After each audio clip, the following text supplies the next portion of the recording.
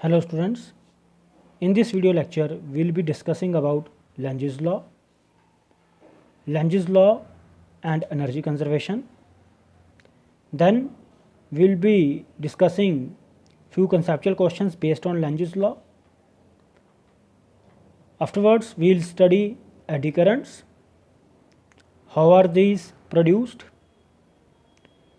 then applications of eddy currents and how to minimize eddy currents. The very first topic is Lenge's law. But before discussing Lenge's law, I would like to recall the statements of Faraday's laws of electromagnetic induction. As you know, there are two laws of Faraday's. The first law states that whenever the magnetic flux linked with a circuit changes, an EMF will be induced in that circuit, which will last as long as the change in magnetic flux continues. And the second law states that the magnitude of induced EMF is directly proportional to the rate of change of magnetic flux linked with it. So, from these two laws, we come to know that whenever there is a change in magnetic flux, EMF will be induced and the amount of EMF induced. But these two laws do not give any idea about the direction of the induced EMF. So, this problem was solved by Heinrich Friedrich Lenz, who stated Lenge's law to tell the direction of the induced EMF or induced current due to the change in magnetic flux linked with a circuit. Lenge's law states that the direction of induced current is such that it opposes the cause producing it. And what is the cause? Of course, the change in magnetic flux. So, we can also state it in a way that the direction of induced current is such that it opposes the change in magnetic flux responsible for its production. To get a feel of Lenge's law, we can take help of the following experiment. We have a coil towards which the north pole of a magnet is moved. When north pole will be moving towards the coil, the magnetic flux linked with the coil increases, inducing current in it. And then the coil will behave like a magnetic dipole with a south pole and a north pole. Now, according to Lenge's law, to oppose the increase in magnetic flux, the loop's north pole must face towards the approaching north pole so as to repel it. And using right hand curve rule, we will find that the direction of the induced current will be anticlockwise. If the magnet is pulled away from the loop, a current will again be induced in the loop, but now the loop will have a south pole facing towards the retreating north pole of the magnet so as to oppose the retreat. Thus, the induced current will be clockwise. The figure A and figure B are representing these two situations. You can clearly see in the figure that the magnetic field due to the induced current is opposing the change in the magnetic field due to the magnet. In figure A, the magnetic field linked with the loop due to the magnet is increasing. So, the magnetic field due to the induced current is opposite to the direction of the increasing magnetic field due to the motion of the magnet. Whereas, in second case, in figure B, when the north pole was moving away from the coil, the magnetic field linked with the loop due to the magnet was decreasing, and to oppose this decrease, the magnetic field induced or produced due to the induced current is along the direction of the decreasing magnetic field. Figure C and D depicts the situation in which the south pole of the magnet approaches and retreats from the loop respectively. Here, one point I want to make very clear is that the direction of induced EMF is not always opposite to the direction of the magnetic flux. It is in a direction which opposes the change in the magnetic flux.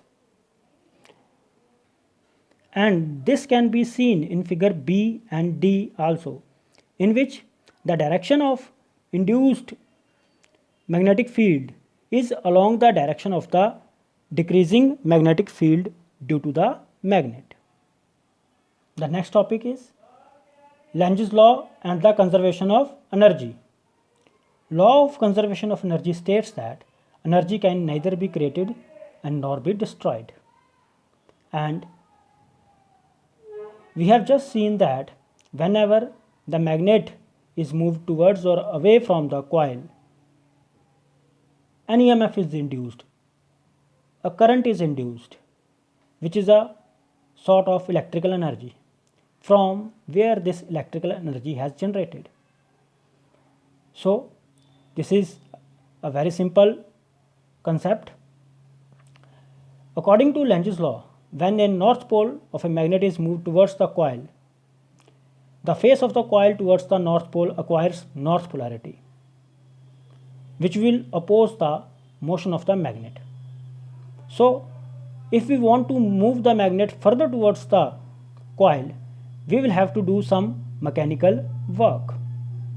Similarly, if the north pole of the magnet is moved away from the coil, the south polarity is developed on the same face, and again we will have to perform work against this force of attraction in taking the magnet away from the coil. It is this mechanical work done in the magnet with respect to the coil that changes into electrical energy producing induced current. So, our mechanical work is getting converted into the electrical energy, and if we do not move the magnet, the work done is zero, and as a result of that, the induced current is always zero. Why will the induced current be zero? Because there will be no change in the magnetic flux. Hence, Lentz's law is in accordance with law of conservation of energy. Now it's time to discuss few conceptual questions based on Lentz's law, and the very first one is to find the direction of induced current in each of the given loops. In figure 1, a rectangular loop is coming into a region of uniform magnetic field which is directly directed vertically into the plane of the paper. As we can see, when the loop enters the magnetic field, enters the region of magnetic field, the magnetic flux linked with the loop increases. According to Lentz's law, the direction of induced current should be opposing the increase in the magnetic flux. So, again making use of right hand curl rule, the direction of induced magnetic field should be opposite to the direction in which the magnetic flux or magnetic field is increasing. So, the induced magnetic field should be in upward direction. Again making use of right hand curl rule, we can see the direction of the current in this loop will be from will be along A, B, C and D. As you can see, in this rule we have to stretch the thumb of our right hand along the direction of the magnetic field or magnetic flux, then the curl of the fingers gives the direction of the induced current. So, in figure 1, the induced current will be along A, B, C, D, A. In figure 2, we can clearly see the loop is moving away, moving out of the region of the uniform magnetic field. So, magnetic flux linked with this loop is decreasing. According to Lenge's law, the direction of induced current should be opposing this decrease. For that, the magnetic field due to the induced current should be along the direction of the decreasing magnetic flux. That is, it should be vertically into the plane of paper. And again, how would we find the direction of induced current? We will stretch the thumb of our right hand vertically into the plane of paper and curl the fingers of our right hand. Clearly, the curl of the fingers will depict the direction of induced current, and it is along ACBA. In figure 3, again, the magnetic flux or magnetic field linked with the circular loop will be increasing, and according to Lenge's law, the direction of induced current should be to oppose the increase in this magnetic flux. For that, the direction of magnetic flux due to the induced current should be in the upward direction, and the direction of induced current will be anticlockwise or counterclockwise.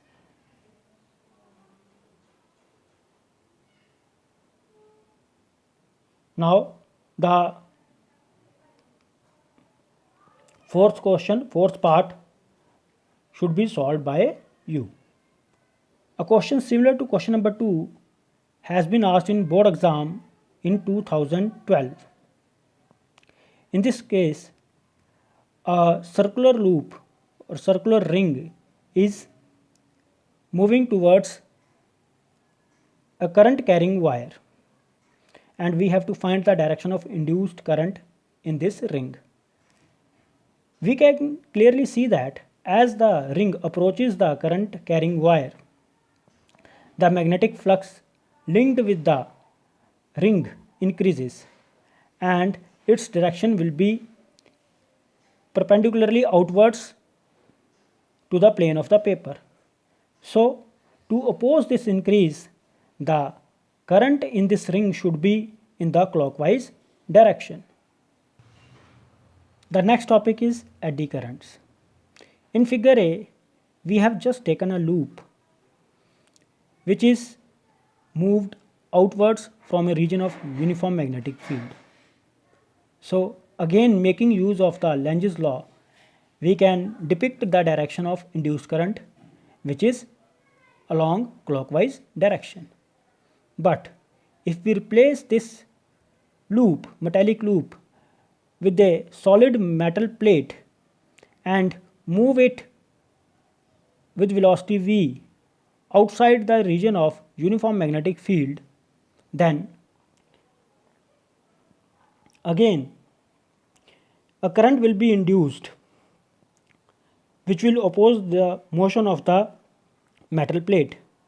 But now the electrons would not be following one path as they were doing in the loop. Instead, the electrons swirl about within the plate as if they were caught in an eddy or whirlpool of water. Such a current is called an eddy current and can be represented as shown in figure as if it is following a single path, which is shown here with the help of a closed loop. So how would we define eddy currents? Eddy currents are the currents induced in bulk pieces of conductors when the amount of magnetic flux linked with the conductor changes. These were discovered by Foucault in the year 1895, and hence they are also called Foucault currents. The direction of eddy currents is also given by the Lenge's law or Fleming's right hand rule. Now we will discuss two experiments which will demonstrate the production of eddy currents. In the first experiment, which is also known as jumping disc experiment,